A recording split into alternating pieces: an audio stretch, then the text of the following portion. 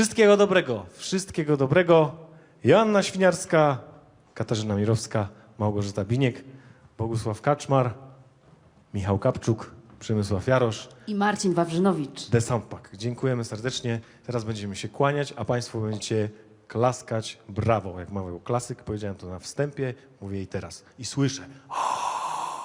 Wembley, Wembley, Wembley. Dziękujemy jeszcze raz. Wszystkiego dobrego.